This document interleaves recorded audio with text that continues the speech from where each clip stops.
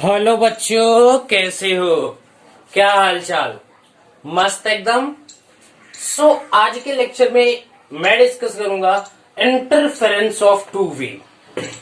Interference का मतलब होता है बेटा दो वेव्स का आपस में मिलना।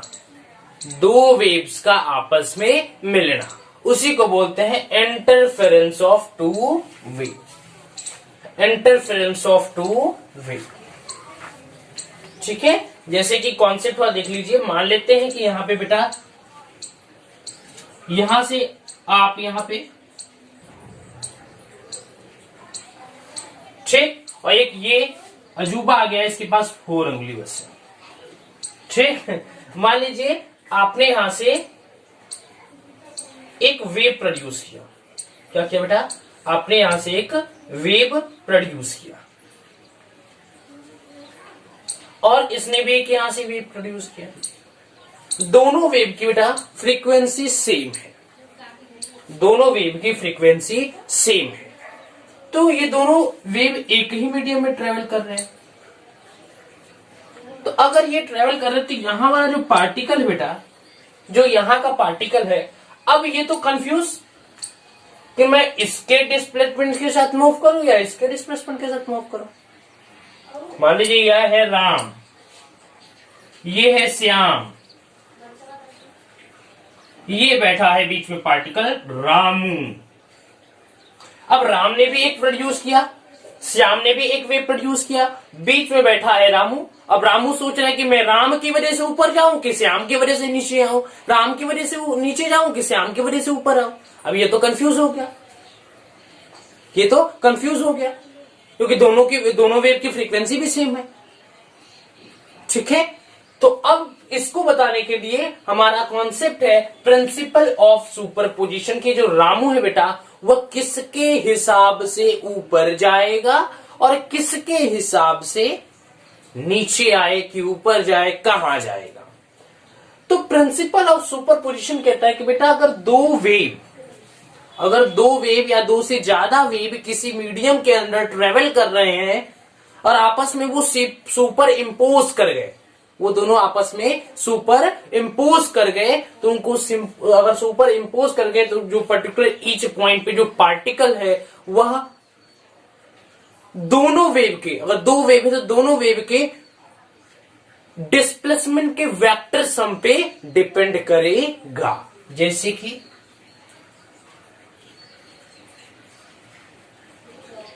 मैंने लिखा y1 vector plus y2 vector. इसका मतलब इसका जो नेट डिस्प्लेसमेंट जो होगा रामू का, वह राम के डिस्प्लेसमेंट पे भी डिपेंड करेगा, श्याम के भी डिस्प्लेसमेंट पे डिपेंड करेगा, बट दोनों के वेक्टर सम पे डिपेंड करेगा। दोनों के डिस्प्लेसमेंट के वेक्टर सम पे डिपेंड करेगा। यही बोलता है हमारा प्रिंसिपल ऑफ सुपरपोजिशन। क्या बोलते हैं बेटा? Principle of superposition. Principle of superposition क्या कहता है बेटा कि ये राम और श्याम दोनों के वेक्टर सम, राम और श्याम दोनों के डिस्प्लेसमेंट के वेक्टर सम जो होगा वह इस डिस्प्लेसमेंट का नेट डिस्प्लेसमेंट होगा। मतलब जो पार्टिकल रामू है यह किसके हिसाब से, ये दोनों के डिस्प्लेसमेंट के वेक्टर सम पे डिपेंड करेगा।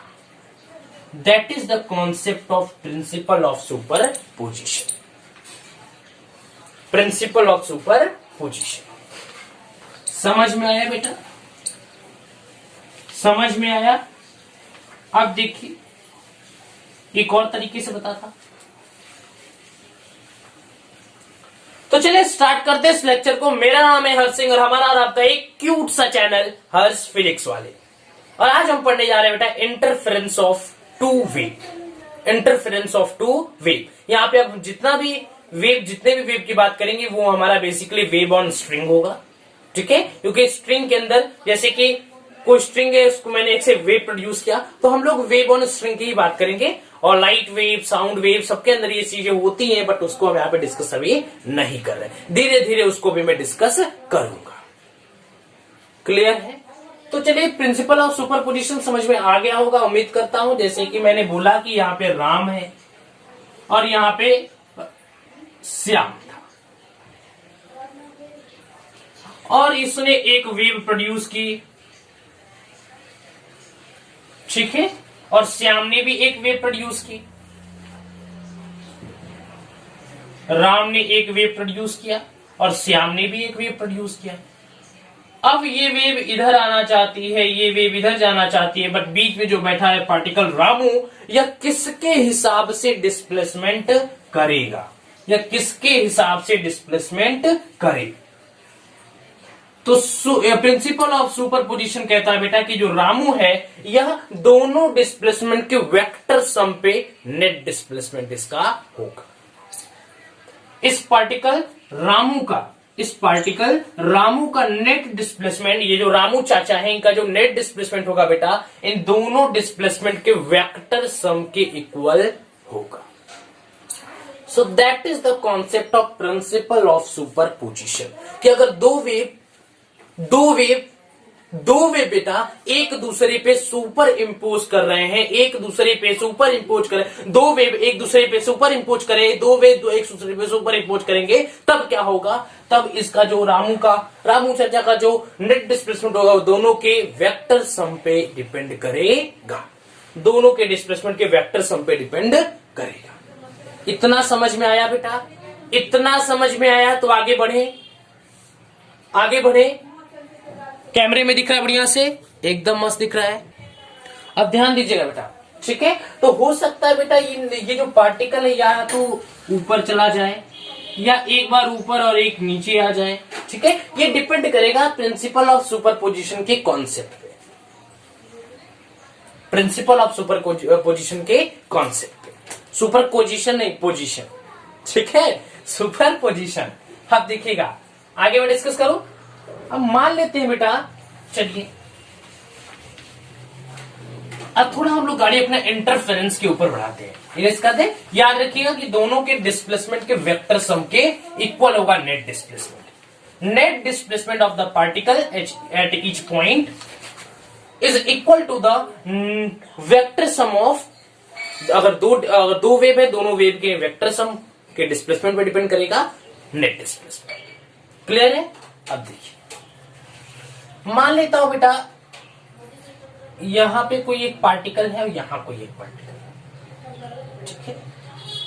ठीक, जैसे नहीं, मैंने इस पॉइंट से और इसको पॉइंट मान लेते हैं। मैंने इस पॉइंट से, जैसे मान लीजिए S1 है, ये S2, मैंने इन दोनों पॉइंट से एक एक वेव प्रोड्यूस किया। यहां से भी एक वेव प्रोड्यूस किया और यहां से भी एक वेव प्रोड्यूस किया, ठीक है? मैंने दोनों पॉइंट से एक एक वेव प्रोड्यूस किया, ठीक? मैं तो बड़ा शातिर हूं, मैंने यहां से भी एक वेव प्रोड्यूस किया, यहां से भी एक वेव प्रोड्यूस किया। और मान लेते बेटा यहां पे कोई एक पॉइंट P है, फिर से बोल रहा हूं, मैंने S1 पॉइंट से भी एक वेव प्रोड्यूस किया और यहां से भी एक वेव प्रोड्यूस किया, और ये दोनों wave at a point P पे जाकर के सुपर इंपोज कर रही हैं, मतलब कि मिल रही हैं।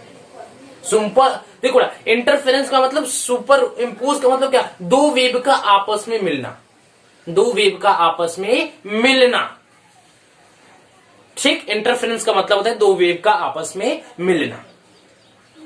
तो यहां पे ये दोनों एट अ पॉइंट P पे जाकर के मीट कर रही हैं, ठीक? अब देखिए, मैं इस वेव के लिए और दोनों वेव के लिए मैं इसका इक्वेशन लिखता हूं, y इक्वल टू, ठीक है? लिख दो बेटा, देखो y इक्वल टू, और इसको भी लीजिए, y equal to a sign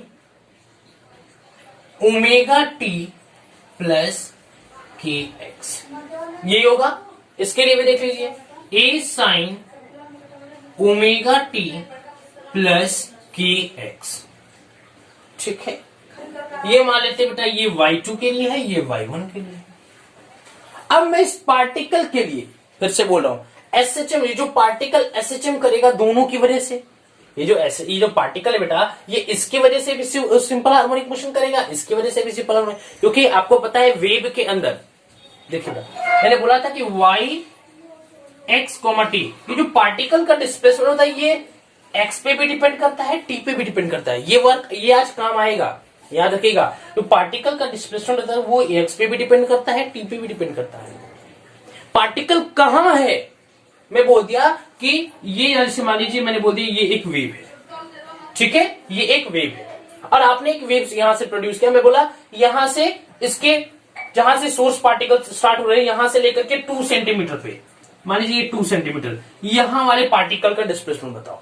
अब तो ये पार्टिकल यहां तो रुका है नहीं, ये तो ऊपर नीचे ऊपर नीचे ऊपर नीचे मोशन कर रहा है, ऑसिलेशंस कर रहा है, टू एंड फ्रो मोशन कर रहा है, सिंपल हार्मोनिक मोशन कर रहा है। तो अगर इस पार्टिकल का आपको डिस्प्लेसमेंट चाहिए तो ये पार्टिकल रुका तो है नहीं, ये टाइम के साथ भी ऊपर नीचे ऊपर नीचे ऊपर नीचे टू एंड फ्रो मोशन कर रहा है, टाइम पे भी डिपेंड कर रहा है, और यह टाइम पे तो डिपेंड कर रहा है लेकिन इसका डिस्प्लेसमेंट भी चेंज हो रहा है। तो डिस्प्लेसमेंट तो आपने फिक्स कर दिया कि 2 सेंटीमीटर आगे वाले पार्टिकल का। चलो भाई 2 सेंटीमीटर मैंने मेजर करके इस वाले पार्टिकल की बात कर ली, ये है यही एक पार्टिकल जो यहाँ से 2 सेंटीमीटर पे।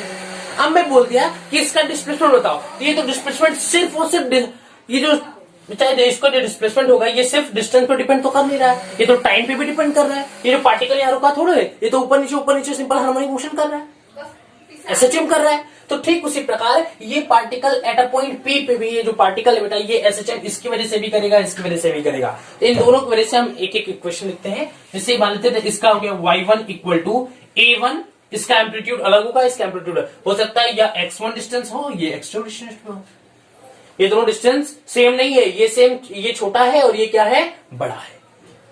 तो लिखते y1 equal to a1 sine omega T plus k x1, ये डिस्टेंस x1 है, मैंने लिखा के x1।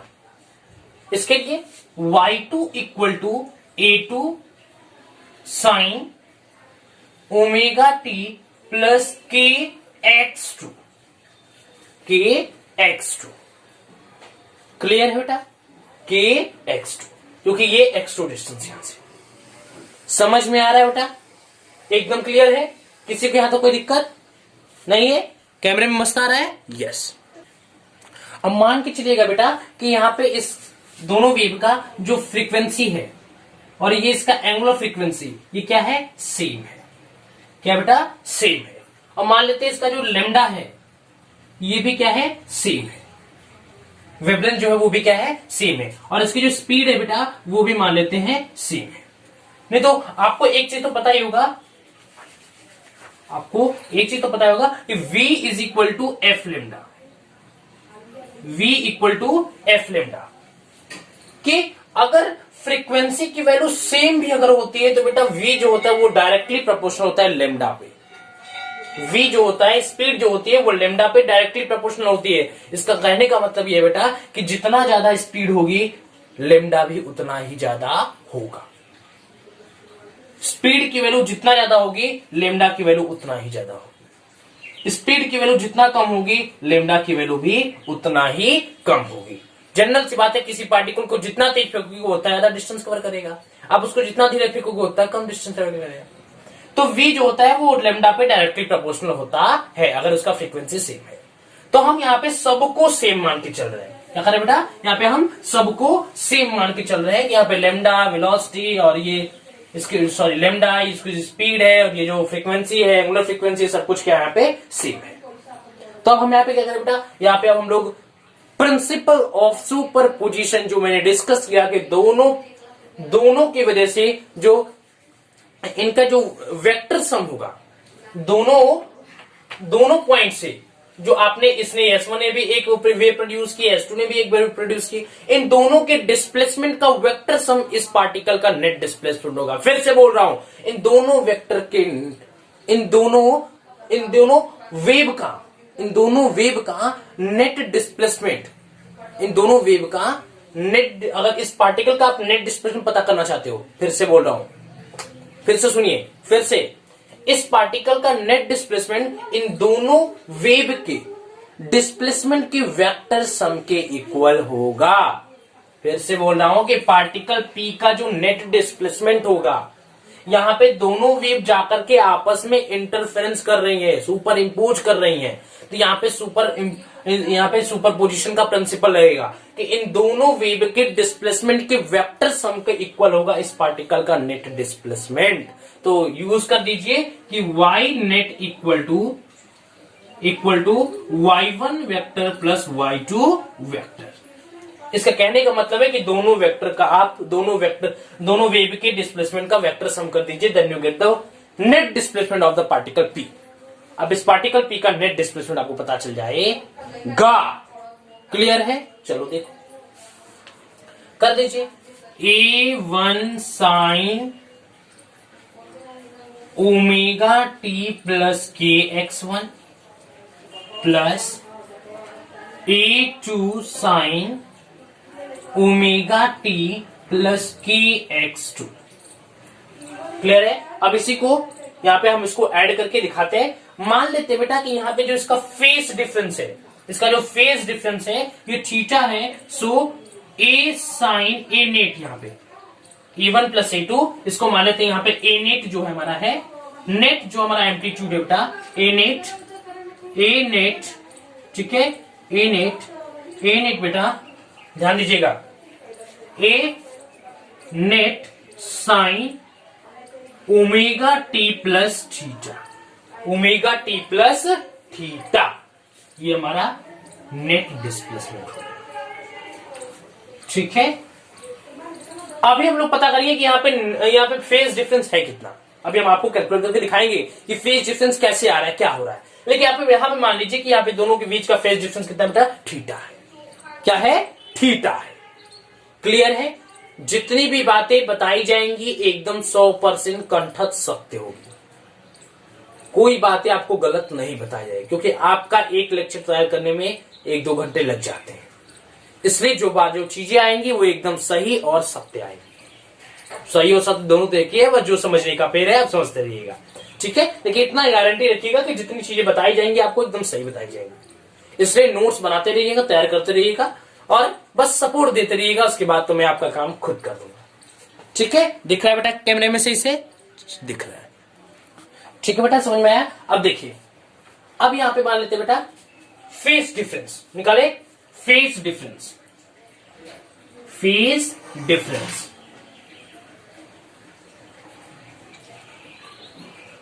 फेज डिफरेंस मान लेते हैं बेटा कि यहां पे जो x2 ये जो kx2 है और ये जो kx1 है, मान लेते हैं बेटा कि kx2 is greater than kx1। मान लेते जो kx2 है बेटा ये kx1 से थोड़ा ज्यादा है। देख भी रहा है कि kx2 वाला डिस्टेंस kx1 से ग्रेटर है। ठीक, kx2 is greater than kx1। इसके नीचे दिख रहा है कैमरे में, इसके नीचे दिख रहा है थोड़ा सा। ठीक, kx2 is greater than kx1।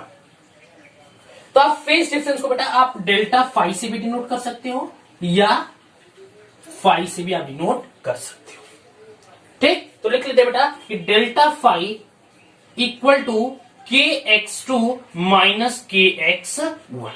इसके नीचे नहीं दिख रहा होगा मुझे जहां तक लग रहा है। इसके आगे लिख देता हूं बेटा kx2 minus x1, kx2 minus x1। k दोनों में कॉमन था, बाहर कर दिया, x2 माइनस x1 कर दिया। क्लियर है यहां तक? किसी को दिक्कत? कोई दिक्कत? अब देखिए, इरेज करो ऊपर से, इरेज करो। 1 2 3, 1 2 3,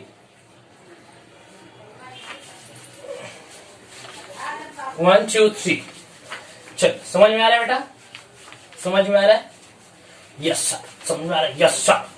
चल देखो, एकदम ध्यान से देखना। ठीक है, अब देखिए यहां पे क्या होगा बेटा, वैल्यू क्या आ गई?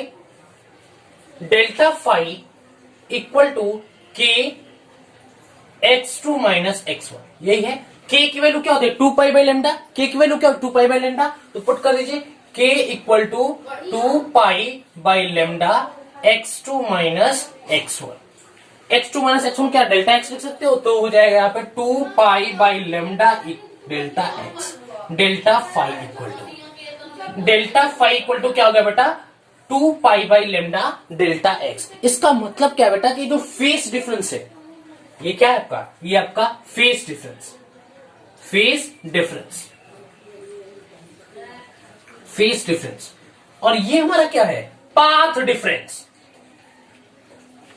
Path difference. इतनी सारी बातें याद करेंगे सर। ये F equal to m a नहीं आ सकता क्या? नहीं आ सकता। F equal to m a वो तो बहुत आसान था, देखते रहिए, अभी डीप में जाएंगे। ठीक है, इन चीजों को अच्छे से पढ़ लीजिए। क्लास 12 में इसका डायरेक्ट यूज होगा, बहुत डायरेक्टली यूज होता है इन सब चीजों का। हालांकि वहां पे बताया जाएगा, लेकिन बेसिक क्लियर रहेगा तो आप जल्दी से टॉपिक्स पे उतना ज्यादा एफर्ट नहीं देना पड़ेगा। ठीक है, देखिए पार्ट डिफरेंस। अरे भाई x2 माइनस x1, यही तो था हमारा। यहाँ S1 था, यहाँ हमारा S2 था, ये मैंने वे प्रोड्यूस किया, ये रामू ने प्रोड्यूस किया, ये पॉइंट P था, यहाँ पे डिस्टेंस x2 था, यहाँ पे डिस्टेंस x1 था। ये डिस्टेंस इससे बड़ा था तो मैंने बोला कि x2 is greater than x1, so that यहाँ पे x2 माइनस x1 कर दिया। ये हमारा क्या है, पाथ डिफरेंस है बेटा। क्या है, पाथ डिफरेंस है। क्या बेटा, पाथ डिफरेंस। तो यहाँ पे लिख सकते हैं डेल्टा एक्स। तो हमें एक चीज देखने के लिए क्या मिल रहा है बेटा कि यहाँ पे जो फेस डिफरेंस है, फिर से बोल रहा हूं, फेस डिफरेंस पाथ डिफरेंस पे डायरेक्टली प्रोपोर्शनल है।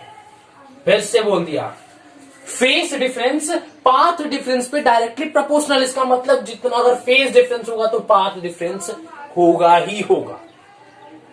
अगर पाथ का डिफरेंस नहीं होता तो यहाँ पे कोई भी फेस डिफरेंस की वैल्यू 0 हो जाती। अगर यहाँ पे पाथ का डिफरेंस नहीं होता, अगर यहाँ पे kx2 जो है बेटा kx2 था, अगर वो kx1 के इक्वल आ जाता तो यहाँ पे कोई भी पाथ डिफरेंस नहीं होता। अगर कोई पाथ डिफरेंस नहीं होता तो कोई भी फेज डिफरेंस भी नहीं होता। क्लियर है? चलो क्लियर है बेटा। अब देखिए ये हमारा जो है, ये समझ में आना है, ये क्या है, ये SHM ऑफ द पार्टिकल है। SHM ऑफ द पार्टिकल, ठीक है। ये पार्टिकल का नेट डिस्प्लेसमेंट निकल के आया है, A net sine omega T plus theta, ठीक है। SHM ऑफ द पार्टिकल है, पार्टिकल का नेट डिस्प्लेसमेंट है, ठीक। यहाँ पे फेज डिफरेंस समझ में आया बेटा। फेज डिफरेंस जो होता है पाथ डिफरेंस के ऊपर डायरेक्टली प्रोपोर्शनल होता है। यहाँ पे पाथ डिफरेंस था kx, मैंने माना था कि kx2 is greater than kx1, जो kx2 बेटा ये kx1 से ग्रेटर है, इसीलिए यहाँ पे पाथ डिफरेंस के साथ साथ हमें फेस डिफरेंस भी देखने के लिए मिल गया। इरेज करो, चलो समझ में आया बेटा, समझ में आया? किसी को कोई डाउट?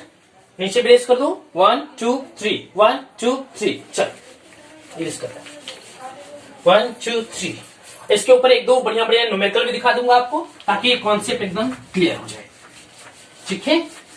चलो समझ में आया एकदम पक्के से? चलो क्लियर बेटा। अब देखिए ध्यान दीजिएगा, मान लेते बेटा ये हमारा, इसको थोड़ा वेक्टर से कन्वर्ट करने की कोशिश करते हैं। मान लेते ये हमारा A1 एम्पलीट्यूड है और ये हमारा A2 एम्पलीट्यूड है, ठीक। अब इसका अगर हम नेट एम्पलीट्यूड निकालना चाहें, मैं इसका नेट एम्पलीट्यूड निकालना चाहता हूं। देखो बेटा हमारा टर्म क्या आया था, A1 sine omega T plus theta, ये आया था। y नेट इक्वल टू क्या, नेट डिस्प्लेसमेंट तो सिंपल आपने क्वेश्चन का जो पार्टिकल्स का नेट डिस्प्लेसमेंट कितना आया था, A1 sine A net sine omega T plus theta. हमें कहीं अगर A नेट की वैल्यू पता चल जाए और ये थीटा की वैल्यू पता चल जाए, A नेट की वैल्यू पता चल जाए, थीटा की वैल्यू पता चल जाए, तब हम इसको यहां से कह सकते हैं कि नहीं यहाँ पे इंटरफेरेंस ऑफ वेव हो रहा है। देखिए A नेट की वैल्यू कैसे, ये हमारा A1 एम्पलीट्यूड रहा, ये हमारा A2 एम्पलीट्यूड रहा, इसके बीच में कहीं A नेट होगा, इसके बीच में कहीं A नेट एम्पलीट्यूड होगा, समझिएगा। ये हमारा A1, ये A2, इसके बीच में A नेट एम्पलीट्यूड होगा। इन दोनों के बीच के फेज डिफरेंस कितना बेटा, 5, कितना बेटा 5 है। और ये जो A1 है वो A2 से कितना डिस्टेंस पे, थीटा, कितने पे है, थीटा। क्लियर है? अब देखिए इसको रेस कर दो, बस ध्यान दीजिएगा A नेट हम निकाल रहे हैं। अभी मुझे यहाँ पे डायरेक्शन की वजह से आप थीटा निकालेंगे, थोड़ा ये पहले A नेट देखते हैं, ठीक। देखिए तब यहाँ पे आप वेक्टर का कॉन्सेप्ट लगा सकते हो क्या, पैरेललोग्राम लॉ आपने पढ़ा होगा, ट्रायंगल लॉ आपने पढ़ा होगा।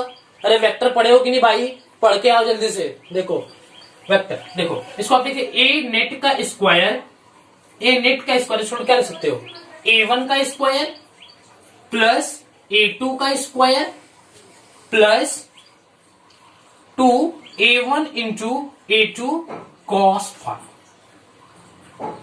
2A1 into A2 cos phi। Clear है बेटा? A1 का स्क्वायर प्लस A2 का square plus 2A1 into A2 cos phi। पक्के से क्लियर है ना? किसी को या तो कोई डाउट? पैरेललोग्राम लॉ बस देख लो बेटा एक बार ध्यान से थोड़ा सा, बस यही फॉर्मूला वहां पे बताया गया है। हर चीजों को हर जगह प्रूफ नहीं कराया जा सकता, ठीक है। वो वेक्टर वाले चैप्टर में देखना तो वहां पे प्रूफ कराया गया, वहां पे वॉच कर लेना, बट यहाँ पे जो है आप उसको यहाँ पे ध्यान दीजिए। नेक्स्ट अब मैं इसके डायरेक्शन की बात करूं, क्या था बेटा, A net sine omega T plus theta. अब हमें ये ए नेट तो पता चल गया, अब मुझे कहीं से थीटा पता चल जाए बस। तो वी नो दैट कि टेन थीटा डायरेक्शन क्या, tan theta equal to A1 sine phi, A1 sine phi upon A1 plus A2 cos phi. ये होता है बेटा, गड़बड़ हो रहा है क्या? A1 A2 क्या होगा, A2 sine phi upon A1 plus A2 cos phi, that is the direction. ये हमें थीटा की वैल्यू ये हमें पता चल गई। ये क्या है बेटा, A2 sine phi upon A1 plus A2 cos phi. Clear है? यहां तक किसी कोई डाउट? यहां तक किसी कोई डाउट बेटा? ध्यान दीजिएगा, कैमरे में दिख रहा है बढ़िया से? हाँ ठीक है बेटा। ये हमारा टेन थीटा क्या होगा, ये हमारा नेट डिस्प्लेसमेंट हो गया। अरे गधो, नेट डिस्प्लेसमेंट नहीं, नेट एंगल है। क्या है? ये हमारा नेट एंगल है। इंसान गलती हो जाता है, ठीक है। ये हमारा क्या बेटा, नेट एंगल है। क्लियर है? अब देखिए, इरेज करो, 1 2 3, इरेज करो बेटा, 1 2 3 करे। चलो, समझ में आ रहा है बेटा? याद कर एक दिन तूने कहा था वे समझाऊंगा, मैं तुझे समझा रहा हूं। ठीक है, देखो अब देखो बेटा, मान लेते बेटा यहां पे तो हमारा फेज डिफरेंस जो था हमारा सिर्फ और सिर्फ डिस्प्लेसमेंट पे, पाथ डिफरेंस पे डिपेंड कर रहा था। अब मान लेते बेटा वही हमारा S1 है और यही हमारा S2 है और वही पॉइंट P है। ठीक है, यहां से भी आपने एक वेव प्रोड्यूस किया और यहां से भी आपने एक वेव प्रोड्यूस किया। मान लेते ये डिस्टेंस ये x1 है और ये हमारा डिस्टेंस x2 है। ठीक, अब मान लेते इन दोनों का जो एंगुलर फ्रीक्वेंसी बेटा वो अलग अलग है। सुनिएगा, मैं बोल दिया इन दोनों का एंगुलर फ्रीक्वेंसी जो बेटा वो अलग है। मान लेते हैं इसका एंगुलर फ्रीक्वेंसी ω1 है और इसका एंगुलर फ्रीक्वेंसी ω2 है। ध्यान दीजिएगा, बी कंसंट्रेट। इन दोनों का मैंने बोल दिया, उस वाले कंडीशन में मैंने दो एंगुलर फ्रीक्वेंसी ओमेगा को कांस्टेंट लिया था। वहां पे क्वेश्चन क्या था, A1 sine omega T plus KX1, यही था। एक था A2 sine omega T plus KX2। यहां पे सिर्फ मैंने पाथ का डिफरेंस लिया था KX2 KX1, बट यहां पे मैंने बस सिर्फ ओमेगा का डिफरेंस नहीं लिया था। वहां पे एंगुलर फ्रीक्वेंसी की वैल्यू सेम थी, बट मैं यहां बोल रहा हूं बेटा कि मान लेते हैं यहां पे एंगुलर फ्रीक्वेंसी की वैल्यू अलग अलग है। एंगुलर फ्रीक्वेंसी क्या है बेटा, अलग अलग है। अगर दोनों की एंगुलर फ्रीक्वेंसी अलग अलग हो गई तो क्वेश्चन क्या होगा, अरे यही तो होगा ना, A1 sine omega 1 T plus KX1। एक ये हो गया, एक हो गया A2 sine omega 2 T plus KX2, ये हो गया। क्लियर है? अब यहां पे हम नेट की बात करें, अगर यहां पे मैं इन दोनों में से अगर मैं फेस डिफरेंस की बात करूं, फिर से बोलो फेस डिफरेंस की, फाई, फेस डिफरेंस क्या था हमारा, फाई था ना, डेल्टा फाई या फाई लिखो, फाई में लिख दे रहा हूं। तो यहां पे फेस डिफरेंस क्या होगा बेटा, ये होगा ω2 minus ω1 T plus KX2 minus X1। अरे भाई यही तो होगा, क्योंकि यहां पे अब दोनों एंगुलर फ्रीक्वेंसी भी अलग अलग है, ω2 माइनस ω1 टी। मतलब यहां पे जो फेस डिफरेंस बेटा ये टाइम पे भी डिपेंड कर रहा है और ये हमारा पाथ पे भी डिपेंड कर रहा है। तो ये हमारा कोहेरेंट सोर्स नहीं कहलाएगा। अब बोलोगे सर ये कोहेरेंट सोर्स कौन सा आ गया? तो बेटा कोहेरेंट सोर्स होता है वो सिर्फ और सिर्फ पाथ डिफरेंस पे डिपेंड करता है। एक फिक्स टाइम पे, एक कांस्टेंट टाइम पे जो फेस डिफरेंस होता है बेटा वो कांस्टेंट होता है, वो सिर्फ और सिर्फ पाथ डिफरेंस डिपेंड करता है। इससे पहले जो मैंने केस डिस्कस किया था वहां पे हमारा कोहेरेंट सोर्स था, क्योंकि वहां पे टाइम जो था वो फिक्स था, टाइम जो था बेटा वो फिक्स था। अब तो ये फेज डिफरेंस टाइम पे भी डिपेंड करने लगा और ये हमारा पाथ पे भी डिपेंड करने लगा, तो ये हमारा कोहेरेंट सोर्स नहीं कहलाएगा। क्लियर है? एकदम क्लियर बेटा। एक बुक में डिफिनेशन क्या दे रहा था बेटा, देखिए ध्यान दीजिएगा, समझ में आ रहा है? समझ में आ रहा है बेटा? ध्यान दीजिएगा। तो अगर आप फेज डिफरेंस यहाँ पे क्या होता है, कोहेरेंट सोर्स का फेज डिफरेंस का वो क्या कहता है, डिफरेंशिएशन कहता है कि एक फिक्स टाइम पे, फिर से बोलो, एक फिक्स टाइम पे अगर कोई सोर्स पार्टिकल, कोई कोहेरेंट सोर्स तब कराएगा जब एक फिक्स टाइम इंटरवल पे, एक फिक्स टाइम पे अपने वह फेज डिफरेंस को कांस्टेंट रखे। फिर से बोल रहा हूं, एक फिक्स टाइम पे अगर वो अपने फेज डिफरेंस को फिक्स रखे, कांस्टेंट रखे, उसे हम लोग बोलते हैं कोहेरेंट सोर्स। मतलब वो कोहेरेंट सोर्स वो कहलाएगा जो जिसका जो फेज डिफरेंस बेटा वो टाइम पे डिपेंड नहीं करता, मतलब वो टाइम पे वेरी नहीं करता, एक फिक्स टाइम पे उसका जो फेज डिफरेंस है वो कांस्टेंट होता है, उसे बोलते हैं कोहेरेंट सोर्स। ये हमारा कोहेरेंट सोर्स नहीं, क्योंकि टाइम पे ऊपर वेरी कर रहा है, ये डिफरेंट डिफरेंट टाइम के लिए डिफरेंट डिफरेंट आएगा, डिफरेंट डिफरेंट टाइम के लिए डिफरेंट डिफरेंट आएगा। और इसके साथ ये पोजीशन पे भी वेरी कर रहा है, वो तो पोजीशन पे वेरी करता है, बट यहाँ पे टाइम पे भी वेरी कर रहा है, इसलिए हमारा कोहेरेंट सोर्स ये नहीं कह रहा है। क्लियर है? जैसे मैं मान लिया यहाँ पे कोई पॉइंट एस है, यहाँ पे कोई पॉइंट एल है, तो यहाँ पे इसका जो इंटेंसिटी होगा बेटा ये अलग अलग होगा। कभी यहाँ पे एक ही पॉइंट पे, मैं बोल रहा हूं इस पॉइंट पी पे ही, अगर इस कंडीशन की मैं बात करूं तो एक पॉइंट पी पे ही ये अलग अलग टाइम पे, एक ही टाइम पे कभी ज्यादा इंटेंसिटी, कभी कभी बल्ब जो मतलब जैसे कि लाइट वेव की बात कर लो, तो वहां पे कभी ज्यादा ग्लो करेगा, कभी कम ग्लो करेगा, कभी ज्यादा ग्लो कभी कम ग्लो, कभी ज्यादा ग्लो कभी कम ग्लो, कभी ज्यादा ग्लो कभी कम ग्लो। साउंड पे कभी यहाँ पे ज्यादा सुनाई देगा, कभी कम सुनाई देगा, कभी ज्यादा सुनाई देगा, कभी कम सुनाई देगा। तो एक पॉइंट पे एक ही टाइम पे दो चीजें दिखाई दे रही, कभी ज्यादा कभी कम दिखाई दे रही है, कभी डीम हो रहा है कभी ब्राइट हो रहा है, तो वहां पे विजुअलाइज करना, और ये चीजें इतनी तेज होती है कि उतना विजुअलाइज नहीं हो पाता, बट होती है, क्योंकि वो टाइम पे डिपेंड कर रहा है और बात साथ साथ पाथ पे भी डिपेंड कर रहा है। तो वो हमारा कोहेरेंट सोर्स नहीं कहलाता, वो हमारा कोहेरेंट सोर्स बेटा नहीं कहलाता। एकदम क्लियर है? किसी को यहां तक कोई डाउट?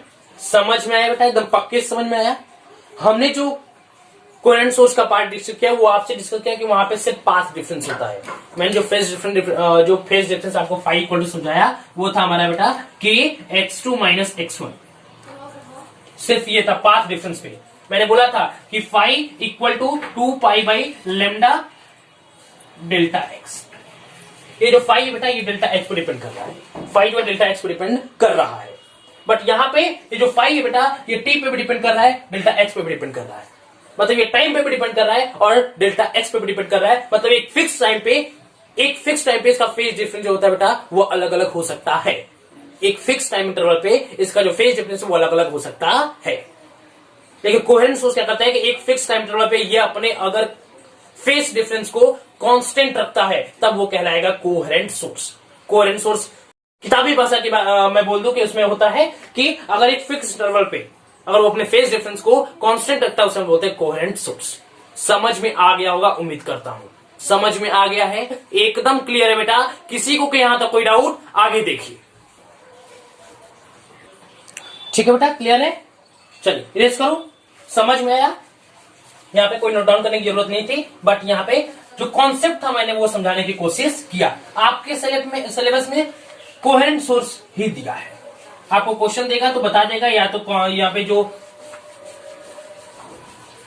पार्टिकल का जो डिस्प्लेसमेंट बेटा वो यहाँ पे जो फेज डिफरेंस होगा ये बता देगा आपको पहले से कि वो पार्ट डिफरेंस पे डिपेंड कर रहा है, वो कोहेरेंट सोर्स है, वो टाइम पे डिपेंड नहीं कर रहा, ठीक है? वो पहले से आपको क्वेश्चन में गिवन होगा, क्योंकि आपके सिलेबस में हालांकि 12th में भी वो उतना बेसिक चीजों में उतना इन्वॉल्व नहीं है, ठीक है? चलो अब देखिएगा, अब मैं आपसे डिस्कस करने जा रहा हूं बेटा, जैसे मैं बोल दू बेटा, एक आपने फॉर्मूला तो देखा होगा I इक्वल टू के ए स्क्वायर। बहुत सारी बुकों में दे देता है कि I जो इंटेंसिटी ऑफ वेव है बेटा वो एम्पलीट्यूड के स्क्वायर के डायरेक्टली प्रोपोर्शनल होता है। फिर से बोल रहा हूं, जो इंटेंसिटी है वेव का, जो वेव की इंटेंसिटी है बेटा वो एम्पलीट्यूड के स्क्वायर के डायरेक्टली प्रोपोर्शनल होता है। और इंटेंसिटी का फॉर्मूला क्या होता है यहां पे देखिए, 2 पाई स्क्वायर ए स्क्वायर एफ स्क्वायर रो भी, यही होता है इंटेंसिटी का फॉर्मूला। इससे पहले वाले लेक्चर में इंटेंसिटी को होल डिटेल में अच्छे तरीके से कराया है, जिसको नहीं आता वहां पे energy, potential energy, kinetic energy सबको मिला जुला करके पावर वगैरह सब यूज करके ये फॉर्मूला निकल के आया था, I is equal to 2 pi square A square F square rho v. V जो है स्पीड है, रो है डेंसिटी, एफ जो फ्रीक्वेंसी, ए है एम्पलीट्यूड और ये जो हमारा कांस्टेंट है। क्लियर है? किसी को क्या तो कोई डाउट? तो के क्या है, मतलब ये ए स्क्वायर बचा, बाकी का ये जितने टर्म है, बाकी का ये जितने टर्म है बेटा, ये बाकी का ये जितने टर्म है, ये पूरे कांस्टेंट हो गए के। मतलब कहने का है कि आई का फॉर्मूला तब लिखा जाएगा के ए स्क्वायर जब यह सेम मीडियम में हो रहा है। इसकी वजह से I equal to 2 pi square F square A square rho V, मतलब ये सेम मीडियम में हो रहा है, इसलिए डेंसिटी की वैल्यू सेम स्पीड हो, वी की वैल्यू भी सेम हो, ठीक है, यहाँ पे फ्रीक्वेंसी भी सेम हो, तब ये जाकर के पूरा लिख सकते हैं कि के ए स्क्वायर, क्या होता है बेटा, के ए स्क्वायर। क्लियर है?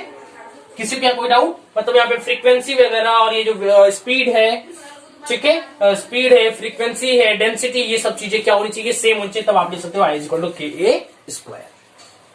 किसी को क्या तो कोई डाउट बेटा? आप देखिए, तब यहां से मैं अगर देखो, अब मैं बता दूं बेटा, ये जो अब मैंने बताया था कि जो टाइम पे डिपेंड करता है, टाइम और पाथ, जो हमारा फेस होता है बेटा वो टाइम और पाथ पे डिपेंड करता है, ठीक है, तो वो हमारा कोहेरेंट सोर्स नहीं होता, ये बताया था ना, वो हमारा कोहेरेंट सोर्स नहीं होता है। जो सिर्फ पाथ पे डिपेंड करेगा तो हमारा कोहेरेंट सोर्स कहलाएगा, कोहेरेंट सोर्स कहलाएगा। लेकिन हम कहते हैं कि इंटेंसिटी, ये जो हमारी लाइट ब्राइट हो रही है, डिम हो जा रही है, ब्राइट हो रही है, dim, bright dim, bright dim, bright dim, bright dim, bright dim, voice तेज हो रही है, धीरे हो रही है, तेज हो रही है, धीरे हो, तेज धीरे, तेज धीरे, एक सेम टाइम इंटरवल पे, अगर टाइम सेम टाइम इंटरवल पे वो जो हमारे टाइम पे वेरी कर रहा है, आवाज तेज हो रही है, धीरे, कि वो चीज इतनी तेज हो रही है, हमें इतना अच्छा विजुअलाइज नहीं हो पा रहा है, तो वो हमारा क्या कहलाता है, वही हमारा कहलाता है बेटा कि हमारा जो स्पीड ऑफ लाइट है, ठीक है, स्पीड ऑफ लाइट है या फिर वॉइस है, ये सब चीजें इंटेंसिटी पे भी डिपेंड करती हैं। इंटेंसिटी फालतू का थोड़ा पड़ा था, पॉकेट में रखने के लिए थोड़ा पड़ा गया था। अब इंटेंसिटी का यूज लाइफ टाइम यूज होगा, याद रखिएगा, जितना भी वेव ऑप्टिक्स तो पढ़ोगे सब जगह ये यूज होगा, इसलिए आपको इंटेंसिटी कॉन्सेप्ट पढ़ाया गया था और यहाँ पे भी यूज होगा। आपने ए नेट तो निकाल दिया है, ए नेट निकाल दिया है, अब हम लोग आई नेट की वैल्यू निकालेंगे, इंटेंसिटी का नेट वैल्यू निकालेंगे, क्योंकि यहाँ पे S1 था और यहाँ पे S2 था और ये वेव प्रोड्यूस हुआ था, ये पॉइंट P था, तो यहाँ पे ए नेट की वैल्यू तो आ गई, बट यहाँ पे आपको आई नेट की भी वैल्यू कैलकुलेट करनी है। फिर हम दो इंपॉर्टेंट टर्म डिस्कस करेंगे, constructive interference and destructive interference, कि जब मैक्सिमम होता है पॉजिटिव होता है तो वो कंस्ट्रक्टिव होता है, और जब मिनिमम होता है अप्रॉक्स 0 के इक्वल होता है वहां पे डिस्ट्रक्टिव इंटरफेरेंस होता है। बट ये तो बेसिक डिफरेंशियल के फॉर्म में होगा, अब उसको डिटेल में पढ़ेंगे। पहले हम समझते हैं बेटा कि आई नेट की वैल्यू कैसे निकलेगी, आई नेट की वैल्यू कैसे निकलेगी, चलो देखते हैं। देखिए बेटा, चलो ध्यान देना, ठीक है बेटा। अब देखिए, तो मैं अगर बोलूं कि I1 इक्वल टू क्या होगा, तो आप बोलोगे के A1 का स्क्वायर, I2 इक्वल टू तो के A2 का स्क्वायर। अब मैं बोलूं कि आई नेट इक्वल टू क्या होगा, तो होगा के ए नेट का स्क्वायर, ये होगा। तो यहां से A1 की वैल्यू क्या हो जाएगी बेटा, A1 की वैल्यू क्या होगी, I1 अपॉन के, ठीक है, A1 का स्क्वायर की वैल्यू क्या होगी, I1 अपॉन के, I2 की वैल्यू क्या होगी, सॉरी A2 की वैल्यू क्या होगी बेटा, A2 का स्क्वायर इक्वल टू, A2 का square equal to I2 by के, I2 बाई के। अब मैं A नेट का स्क्वायर की बात करूं, A नेट स्क्वायर की वैल्यू की बात करूं तो क्या होगा बेटा, होगा के बाई आई नेट, के अपॉन आई नेट, ठीक। तो मैं अगर इस टर्म को, आपका जो नेट फॉर्मूला था बेटा, आपका जो नेट फॉर्मूला था, आपका नेट फॉर्मूला था बेटा, ए नेट का स्क्वायर, ए नेट का स्क्वायर इक्वल टू A1 का स्क्वायर प्लस A2 का square plus 2A1 into A2 cos five. यही था बेटा, ए नेट का स्क्वायर इक्वल टू A1 का स्क्वायर प्लस A2 का square plus 2A1 into A2 cos phi. Put कर दीजिए वैल्यू, बस निकल के आ जाएगी। ए नेट का स्क्वायर क्या है, K by I net, K by I net, तो K अपॉन आई नेट। बस एक बार बेटा कैमरे में देखो, इसके यहां तक दिख रहा है कि नहीं दिख रहा है, पता चला मैं लिख दिया, दिख रहा है। इक्वल टू A1 का स्क्वायर इक्वल टू क्या लिखेंगे, I1 अपॉन K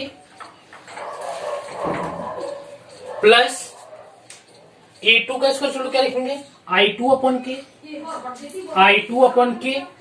अब प्लस 2 A1 इक्वल टू क्या लिखोगे, A1 equal to under root I1 upon K, under root I1 upon K। अरे भाई A1 यहां से स्क्वायर हटाओगे क्या, यहां पे अंडर रूट आएगा। A2 इक्वल टू वैसे लिख सकते हो under root I2 upon K, I2 upon K cos phi. अब ये अंडर रूट से अंडर रूट मल्टीप्लाई हुआ तो क्या होगा, ये K हो जाएगा, तो यहां से K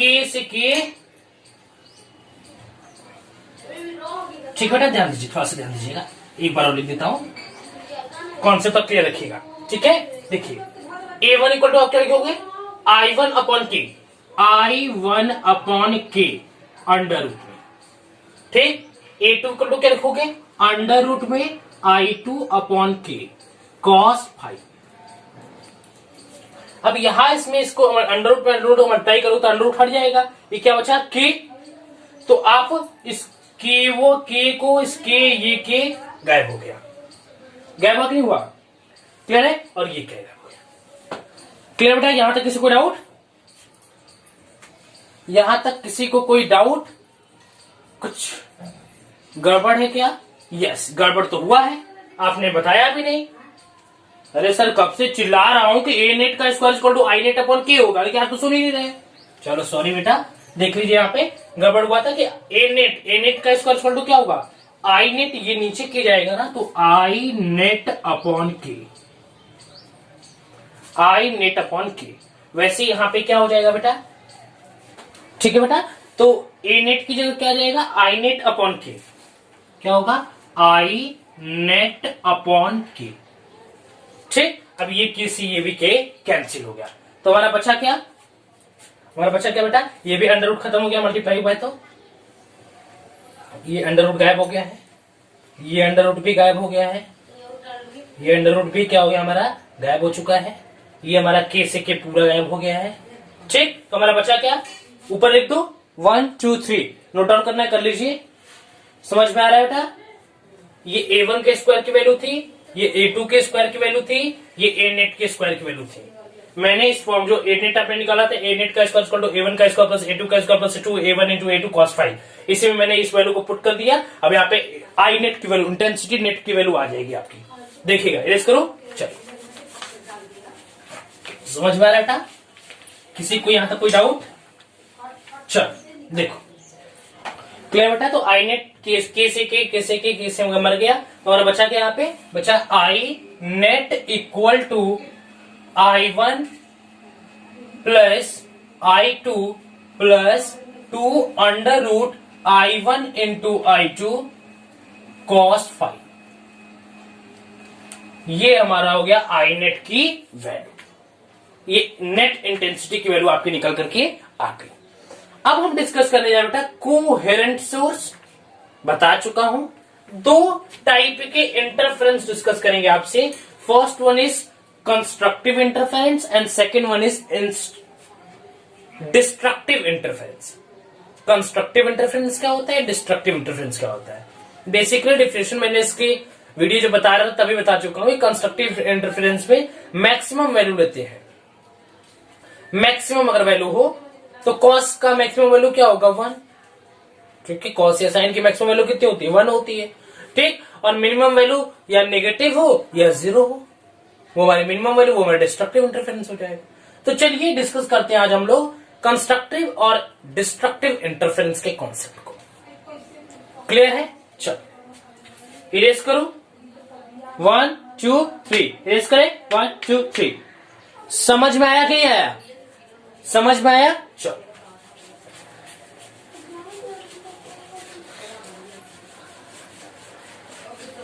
याद कर एक दिन तूने कहा था मुझको समझ में आएगा, आ गया है तुझको समझ में, ये रहा इंतजार। चलो देखो बेटा, देखिए अब बोलते हैं constructive interference, disturbing. First of all हम डिस्कस कर लेते हैं कंस्ट्रक्टिव इंटरफेरेंस को। कंस्ट्रक्टिव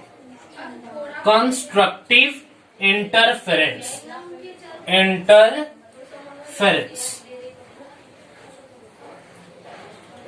ठीक है, कंस्ट्रक्टिव इंटरफेरेंस। तो कंस्ट्रक्टिव इंटरफेरेंस होता क्या है, ध्यान दीजिएगा। चलिए बेटा, इसके लिए दोनों हम लोग इक्वेशन लिख लेते हैं वन बाई वन। पहला, ए नेट का स्क्वायर इक्वल टू A1 का स्क्वायर प्लस A2 का square plus 2A1 into A2 cos phi, ये था। अब आई नेट की वैल्यू भी देख लीजिए, इंटेंसिटी, नेट इंटेंसिटी की वैल्यू, आई नेट का square equal to I1 into I2 plus 2 under root I1 into I2 cos. ये था बेटा, क्लियर है यहां तक, किसी को डाउट? आई नेट की वैल्यू क्या थी, I1 plus I2 plus 2 under root I1 into I2 cos five, ठीक है। अब देखिए कंस्ट्रक्टिव इंटरफेरेंस में मैंने बोला कि मैक्सिमम वैल्यू, तो ए नेट और आई नेट की मैक्सिमम वैल्यू देते हैं, मैक्सिमम। तो कॉस फाइव है, तो कॉस की वैल्यू मैक्सिमम कब होती है, 1। कॉस की मैक्सिमम वैल्यू कितनी होती है, 1 होती है। कॉस की मैक्सिमम वैल्यू कितनी होती है बेटा, 1 होती है। कॉस की मैक्सिमम वैल्यू कितनी होती है, 1 होती है, इतना तो पता है ना। अब जब कॉस की मैक्सिमम वैल्यू 1 होगी तो यहाँ पे ए नेट का ही क्या आ जाएगा, ठीक है बेटा, यहाँ पे ए नेट स्क्वायर कितना आ जाएगा, ए नेट स्क्वायर कितना आ जाएगा, कॉस की वैल्यू 1 हो गई, कॉस की वैल्यू 1 हो गई तो क्या होगा, A1 का स्क्वायर प्लस A2 का square plus 2A1 to A2 means A1 plus A2 का होल स्क्वायर। क्लियर है। अब आई नेट देख लीजिए, यहाँ पे I net equal to cos five की जगह 1 डालिए तो अंडर रूट I1 का square plus under root I2 का square plus 2 under root I1 into I2, तो क्या हो गया इसका, इसका हो गया बेटा under root I1 plus under root I2 का होल स्क्वायर, ठीक। अब यहाँ पे फाइव की वैल्यू बात करें तो फाइव की वैल्यू मैक्सिमम कब कब होगी, एक तो 0 पे होती है, cos 0 की वैल्यू 1, एक 2 पाई पे 360, 4 पाई 6 पाई डॉट डॉट डॉट लिख दीजिए 2n पाई, मीन्स यहाँ पे डिनोट कर रहा है कि इवन नंबर होता चला जाएगा। 0 हुआ, फिर 2 पाई हुआ, 4 पाई हुआ, 6 पाई हुआ, 2n पाई हो गया, ठीक। अगर हम लोग फेस डिफरेंस की बात करें, डेल्टा फाइव की वैल्यू बात करें, किसकी बात करें बेटा, डेल्टा फाइव की, तो five equal to 2 pi by lambda delta x, ये होता है 2 pi by lambda delta x. अब यहां पे लेमडा के इक्वल टू 5 होता है, 5 की वैल्यू 0 रखिए, 5 की वैल्यू 0 रखिए, कितना आएगा डेल्टा एक्स की वैल्यू, 5 की वैल्यू जब 0 रखोगे आप तो यहां पे हो जाएगा पाई की वैल्यू कितना होगी, एक्स की वैल्यू, ध्यान दीजिएगा। क्लियर है बेटा। तो कंस्ट्रक्टिव इंटरफेरेंस वहां से स्किप कर रहा था कैमरे पे, मैंने कैमरे को सेट किया, दिख रहा है आपको कंस्ट्रक्टिव इंटरफेरेंस, दिख रहा है, कंस्ट्रक्टिव इंटरफेरेंस में डिस्कस कर रहा हूं। जब टॉपिक ही नहीं दिख रहा तो समझने का क्या फायदा होता है, इसलिए मैंने थोड़ा कैमरे को सेट किया, दिख रहा है, आप देखिए। मैंने बोला 5 equal to 2 pi by lambda delta x होता है, और 5 की वैल्यू कितना है बेटा, 0 है, 2 पाई है, 4 पाई है, 6 पाई है, डॉट डॉट डॉट 2n पाई। क्लियर है। तो यहाँ पे लेमडा की वैल्यू कितना है, यहाँ पे 0 पुट करो, लेमडा की वैल्यू 0 हो गई, इरेज कर ऊपर से 1 2 3, चलो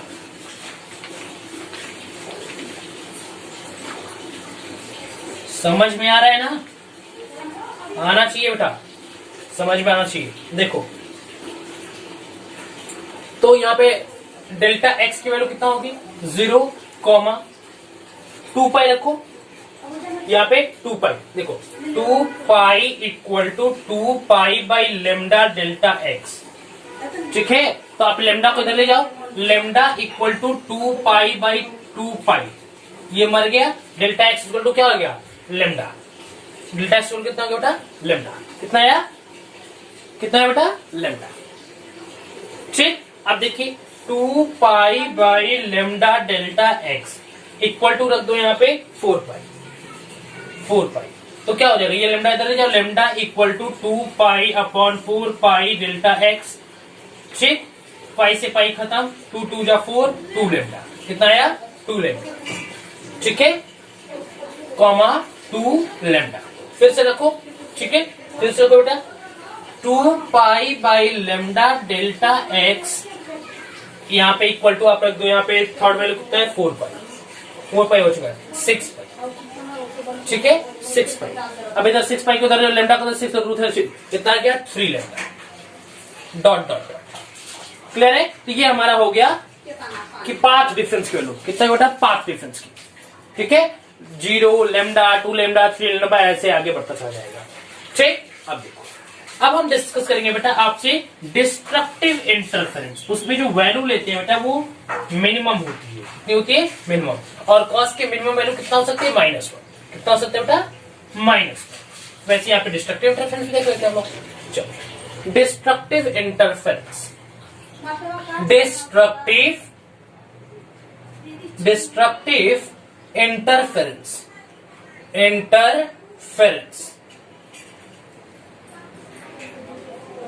डिस्ट्रक्टिव इंटरफेरेंस। अब डिस्ट्रक्टिव इंटरफेरेंस में देखिए, ए नेट की वैल्यू फिर से लिखो, ए नेट का square is equal to A1 का स्क्वायर प्लस A2 का square plus 2A1 into A2 cos 5, यही है। अब देखो आई नेट की वैल्यू लिखो, I net equal to I1 plus I2 plus 2 under root I1 into I2 cos 5, यही है, यही बेटा। अब हम जानते हैं कि कॉस 5 की मिनिमम वैल्यू कितना होगी, -1 होगी। कितना होगी बेटा, -1 होगी। अब यहाँ पे जब आप -1 रखोगे तो ये टर्म पूरा माइनस, मतलब ये A स्क्वायर, A1 का स्क्वायर प्लस A2 का स्क्वायर -2 A1 इंटू A2 हो गया। इसका मतलब क्या हो, ये हो गया A1 माइनस A2 का होल स्क्वायर। ध्यान देना, अगर मैं इसको -1 रखता cos 5 की जगह, देखो ध्यान देना, ए नेट का स्क्वायर इक्वल टू A1 का स्क्वायर प्लस A2 का square plus 2A1 into A2 plus cos A2 cos, यही है। अब at the place of cos 5 हमें क्या रखना है, -1। तो चलो रख देते हैं यहाँ पे -1। तब जब यहाँ पे आप -1 रखोगे तो ये पूरा टर्म यहाँ से ये पूरा क्या हो गया, नेगेटिव हो गया।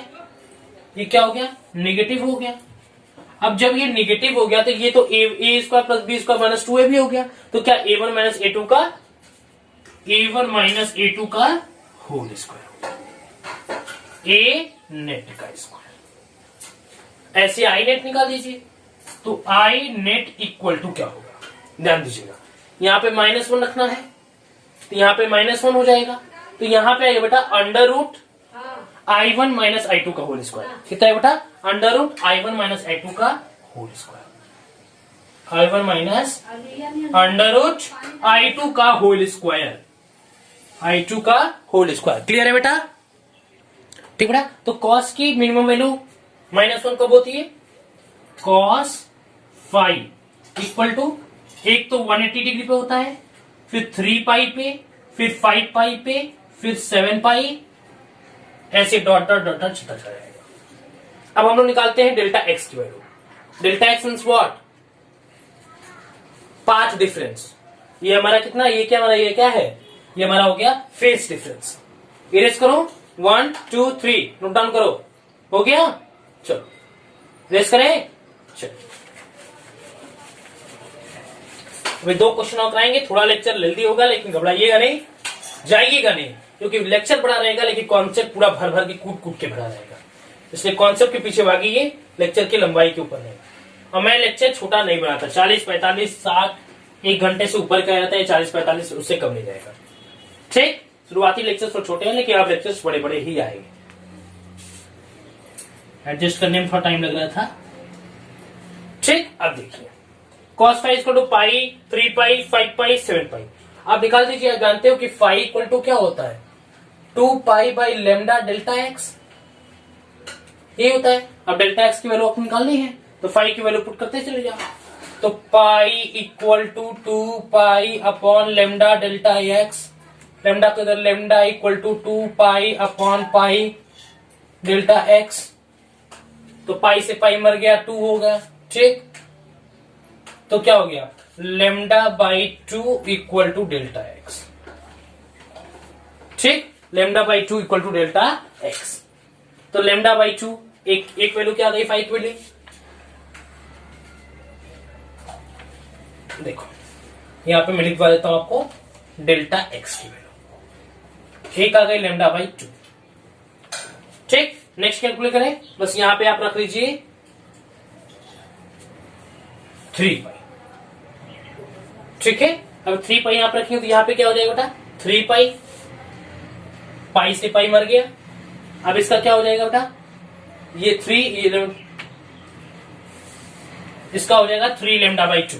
क्या होगा, ये 3 इधर जाएगा तो हो जाएगा 3 लेमडा, और ये 2 नीचे आएगा, 2 is equal to delta x. तो हो जाएगा एक 3 लेमडा बाई 2। एक और वैल्यू कैलकुलेट करें। अब यहां पे रखोगे 5 तो 5 लेमडा बाई 2 हो जाएगा। नेक्स्ट रखोगे 7 लेमडा बाई 2 हो जाएगा। ऐसी आपकी वैल्यू निकलती चली जाएगी। क्लियर है यहां तक, किसी को डाउट? चलिए इरेज करो, 1 2 3, 1 2 3।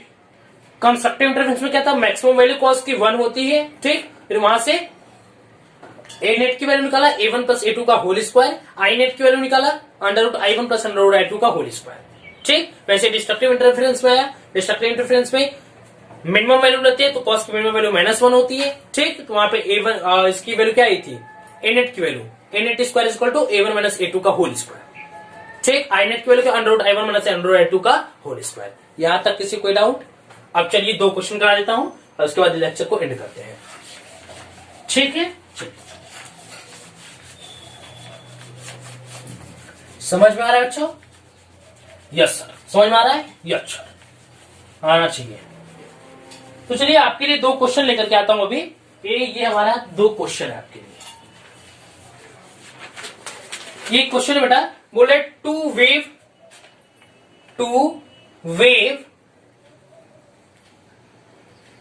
which have same frequency which have same frequency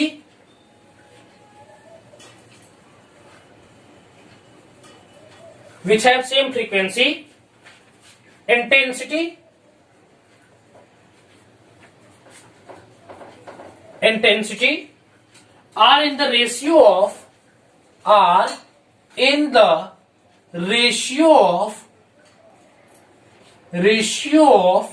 9:16. Find the ratio of maximum. Find the ratio of maximum intensity to minimum intensity. Maximum I to minimum I, ठीक है। एंड बोला बेटा कि of resultant wave if these are two superimpose, resultant wave of 2 waves are superimposed.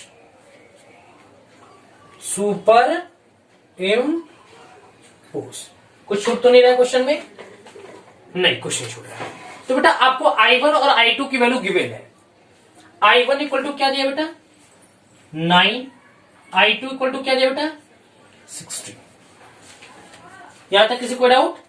अब ध्यान दीजिएगा, I1 equal to 9 दिया है, I2 इक्वल टू क्या दिया बेटा 16। क्लियर है? समझ में आया? तो आपको तो इतना तो पता होगा। अभी इससे पहले कंस्ट्रक्टिव एंड डिस्ट्रक्टिव में क्या कराया, कंस्ट्रक्टिव में और डिस्ट्रक्टिव में क्या कराया? कंस्ट्रक्टिव में निकाल के दिखाया था आपको आई मैक्स की वैल्यू, डिस्ट्रक्टिव में निकलवाया आई मिन की value. I max upon I मिन रख दो, वैल्यू निकल के आ जाएगी। आई मैक्स की वैल्यू क्या थी? गायब सब, पीछे पलटो पेज देखो, under root I1 plus under root I2। बहुत पीटूंगा।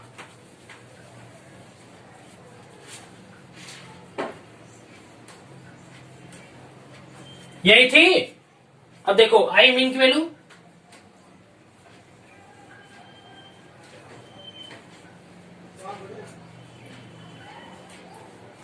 ये थी।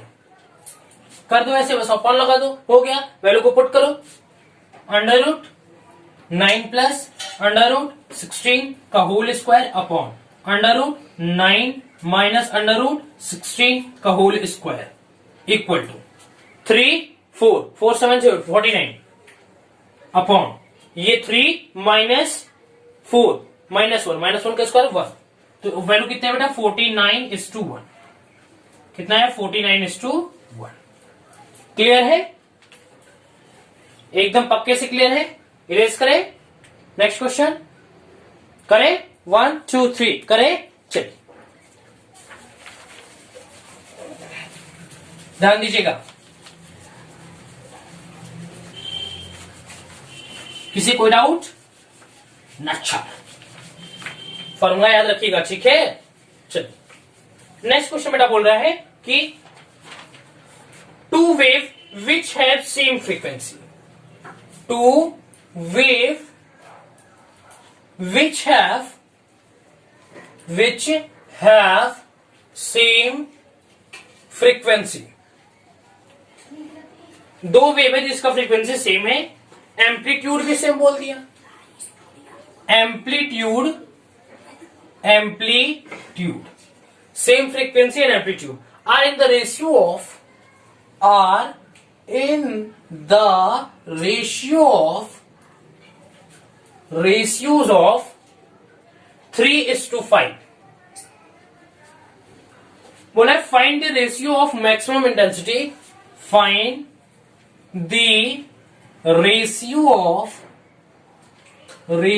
of maximum intensity of resultant of maximum intensity to minimum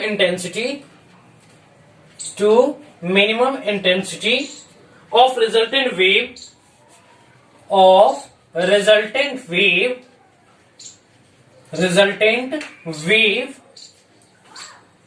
these two are superimposed। these two उसके बाद क्या है, two are superimposed।